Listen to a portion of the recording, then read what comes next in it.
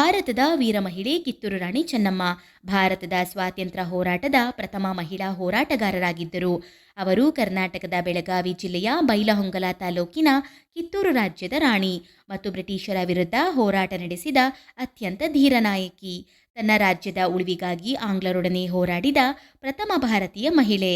ಕ್ರಿಸ್ತಶಕ 1772ರಿಂದ 1816ರವರೆಗೆ ಆಳ್ವಿಕೆ ಮಾಡಿದ ಮಲ್ಲಸರ್ಜಾ ದೇಸಾಯಿ ಕಿತ್ತೂರಿನ ಅರಸರಲ್ಲಿಯೇ ಪ್ರಮುಖರಾದವರು. 1824ರಲ್ಲಿ ಮಲ್ಲಸರ್ಜಾ ದೇಸಾಯಿಯವರ ಮರಣದ ನಂತರ ರಾಣಿ ಚೆನ್ನಮ್ಮನವರು ತಮ್ಮ ದತ್ತುಪುತ್ರ ಶಿವಲಿಂಗಪ್ಪನನ್ನು ಕಿತ್ತೂರಿನ ರಾಜನನ್ನಾಗಿ ನೇಮಕ ಮಾಡಿದರು. ಕಿತ್ತೂರು ಸಂಸ್ಥಾನವನ್ನು ತಮ್ಮ ವಶಕ್ಕೆ ತೆಗೆದುಕೊಳ್ಳಲು ಹೊಂಚು ಹಾಕುತ್ತಿದ್ದ ಬ್ರಿಟಿಷರು ಈ ದತ್ತಕವನ್ನೊಪ್ಪಲು ನಿರಾಕರಿಸಿದರು.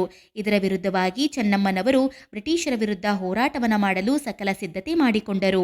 ಹೋರಾಟದ ಸಮಯದಲ್ಲಿ ಚೆನ್ನಮ್ಮ ಮತ್ತು ಅವರ ಸೊಸೆ ವೀರವ್ವ ಬಂದಿಗಳಾಗಿ ಬೈಲಹೊಂಗಲದ ಜೈಲಿನಲ್ಲಿ 1829 ಫೆಬ್ರವರಿ 2ರಂದು ನಿಧನರಾದರು. ಧನ್ಯವಾದಗಳು.